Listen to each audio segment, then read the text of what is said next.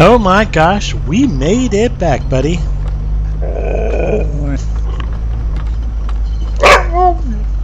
Yeah, I know you weren't. Hello there, this is Brian, and here is Maverick, and welcome to another one of our outdoor adventures.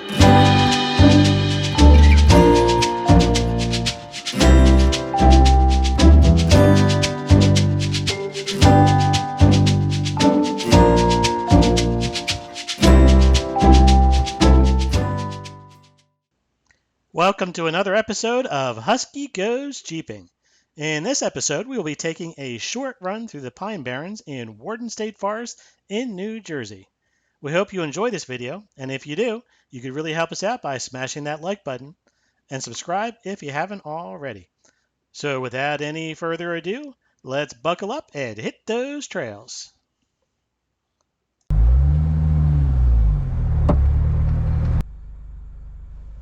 We started out our short traverse through the Pine Barrens in the early evening just off of Route 206 on Washington Road near Atsion Recreational area. Wharton State Forest is actually the largest state forest in New Jersey and also the largest park in the state park system at just over 122,000 acres of beautiful wild pinelands.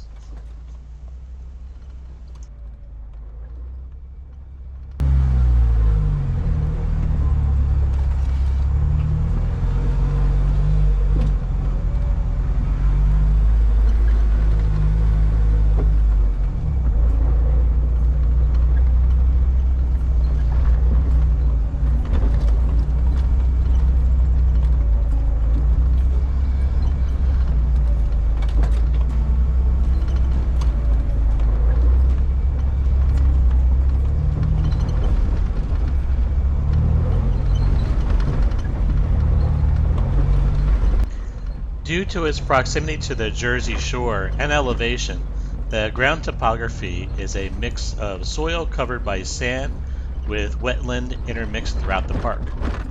This makes navigating these old rusty roads much more of a challenge than an ordinary dirt road. Most vehicles, with the exception of low-lying vehicles, can handle dirt roads just fine in most conditions, as long as you drive reasonably. Sand, on the other hand, can be among some of the most difficult terrain. Couple that with mud and marsh, and you really end up with some spirited areas to navigate. And especially, too, if you come across areas where people have struggled and they got stuck and they just kept on digging and digging out the trail, those you have to be especially mindful because you don't want to fall into that same trap, which they just made worse, which is actually what we just ran across here. So you really have a decision to make. Do you want to macho your way through it? Sure, you could. But do you really want to take a chance on getting stuck and not seeing the rest of the trail? Sometimes the best call is to put your ego aside and take the safer path around. After all, do you really want to spend an hour getting your vehicle out of a ditch or sinking sand?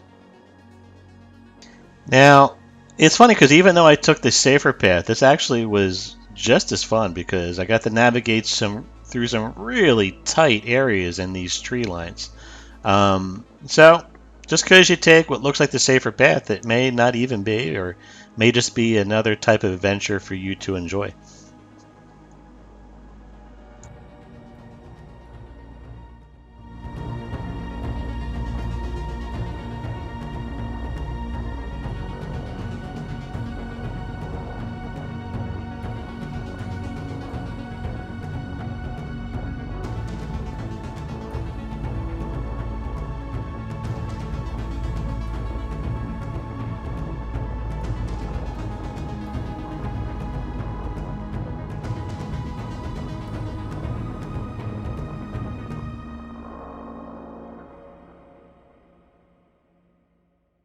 Now, just up ahead, we came across another one of someone else's mistakes. Now, it probably doesn't look like it in the video, but in looking at this, someone just kept on digging and digging, so we were going to go around, but we thought, you know what, it's a nice little area. Why don't we go ahead and pull over? I could give Maverick some zoomy time to check out the area, and we could also take a closer look to see what this forest is composed of.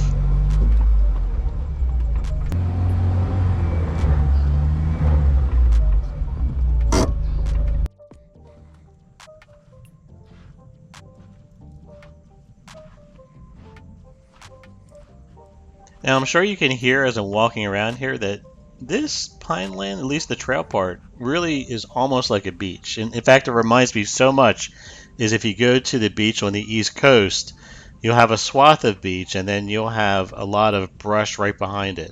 And a lot of this forest is almost like an expanded, larger, wilder version of that brush, the dunes to help protect the suburbs behind them. And of course, he's a husky, so he has got to run.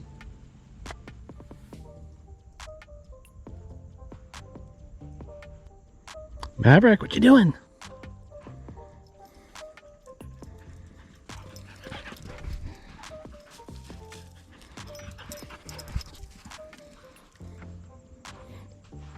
What you looking for? Did you find anything back there?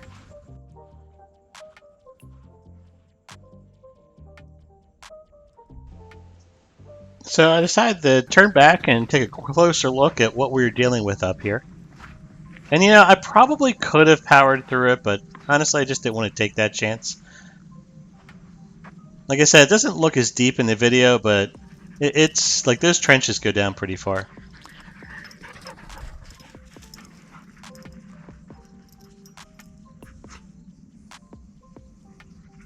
Come on.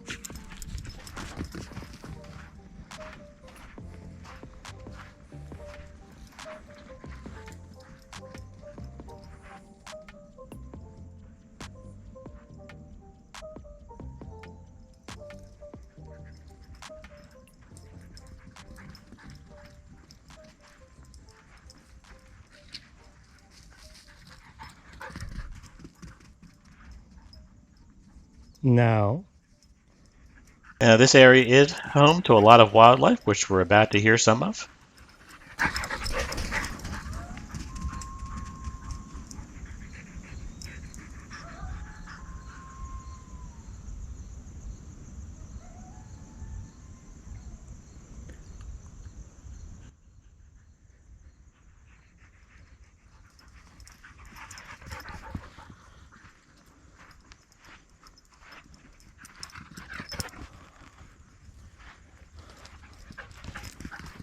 In total, we probably spent a good 45 minutes here, and with the sun slowly starting to set, I thought it'd be a good time to get packed up and get hitting the trails again. Also, my husky was wearing down, so that helped as well. come on. Let me go.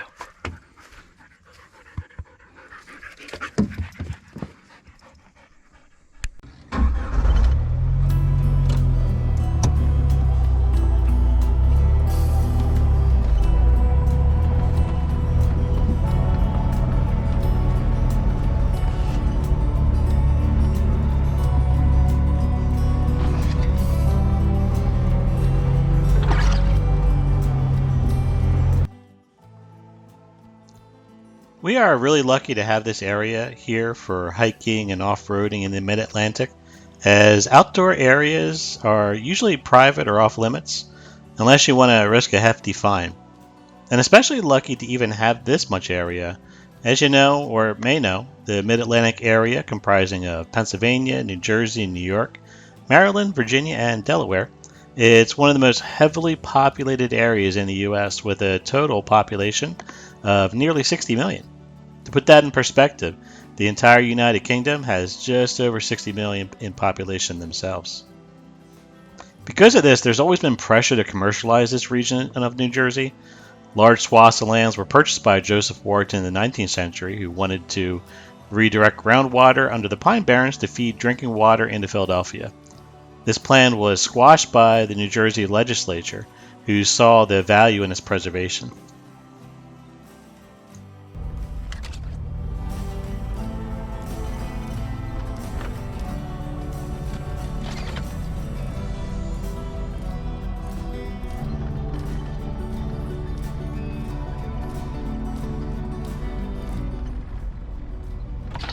Now, at this point, we had actually reached the end of our mapped road on our Google Maps, so we were venturing into unknown territory. Obviously, this is still a trail, but it was definitely getting harder and harder to navigate.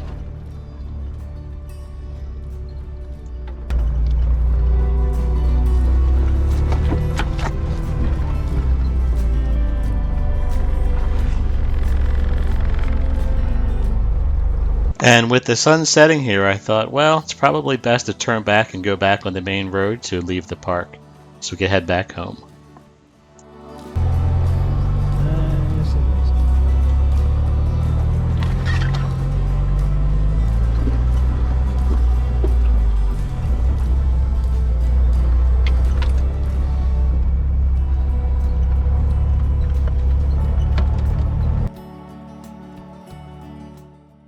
Now, I had spoken earlier about how there were efforts to try to commercialize this. Well, in the 1950s, with the growth of the airline industry, the federal government actually sought to acquire much of this land to build an airport.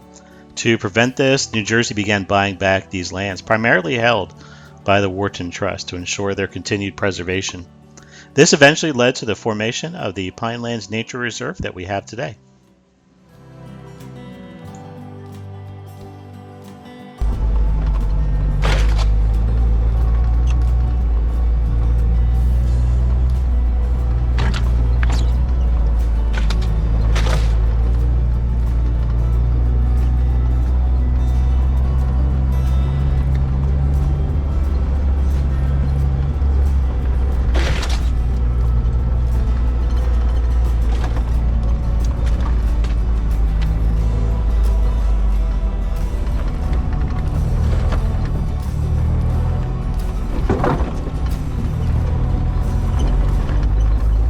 So at this point we had pulled back onto Washington Road, which is the main road that we were on. Came across this huge clearing of sand in the middle of the forest, so shifted it down a gear and just powered right through it.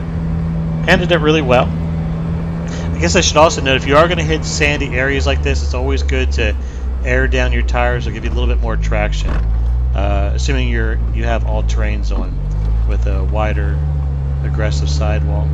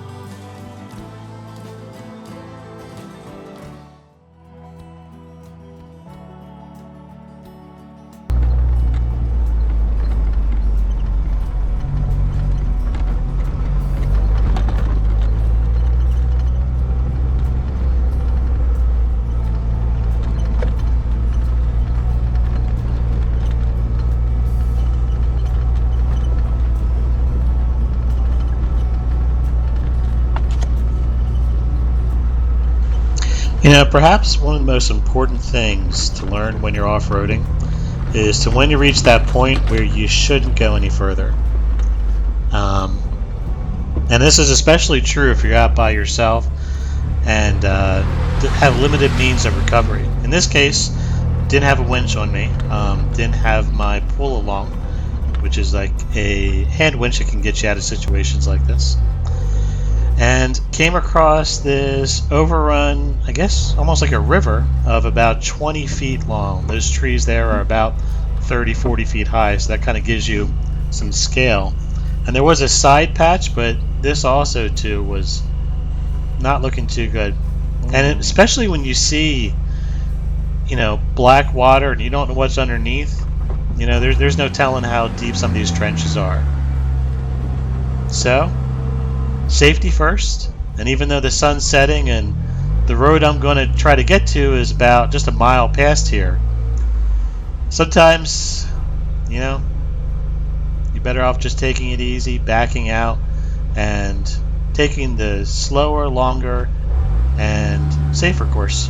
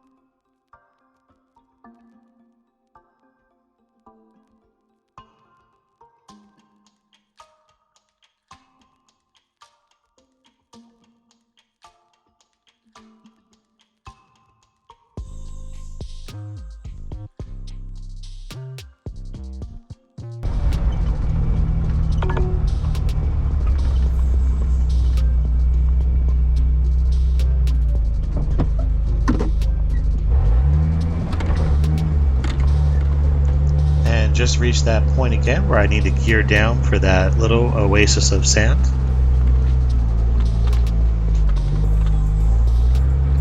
You doing okay back there, Maverick?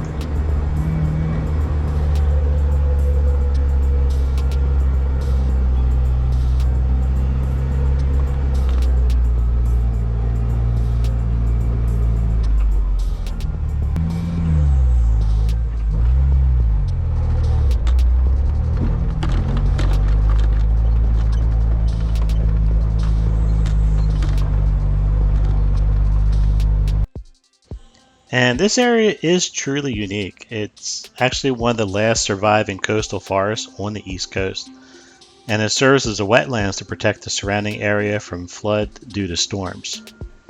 It's a refuge for a rare species of wildlife. You know, when we really think about it, it's almost like a Noah's Ark for many of these species in an area that's surrounded by urban and suburban topography. To the southeast or southwest, there's Philadelphia. To the north, there's New York City and suburbs all around. So this truly is a gem that we really do need to really just protect from ourselves. Just make sure we don't develop the last remaining areas we have like this. Which I guess I should make a pitch that if you do come out here, just make sure that you do take with you anything that you bring, because we definitely want to preserve these areas. Even leaving things that we think are inconsequential can have really negative consequences for the wildlife out here. As well as, you know, we just want to keep this beautiful looking too, aesthetically.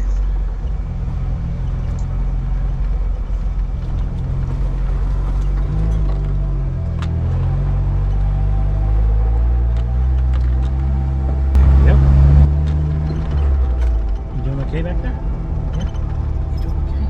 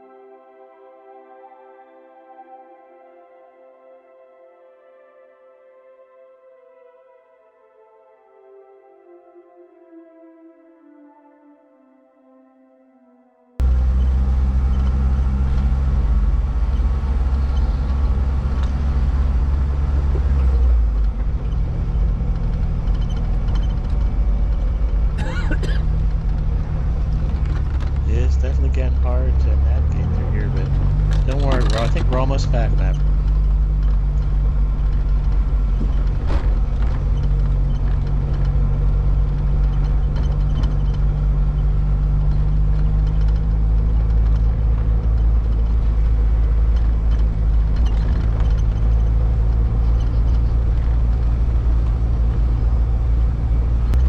And it's just about here that, you know, I realize I'm heading back the right way and getting pretty close to Route 206 again. It's a shame we couldn't make it through all the way to the other side, but Then again, it was pretty fun driving back through the same trail. And really, anytime you can get out here, back in nature and in the wild, no matter what you do, I think it's always a great experience.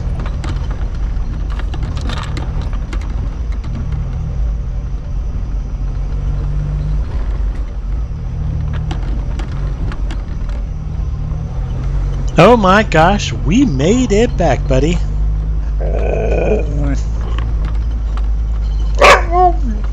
Yeah, I know you weren't. Well, Maverick and I would like to thank you for joining us today, and we hope you enjoyed the video. If you do, we appreciate you liking it and subscribe for future content. And lastly, we wish you the best and hope to see you on the trail someday.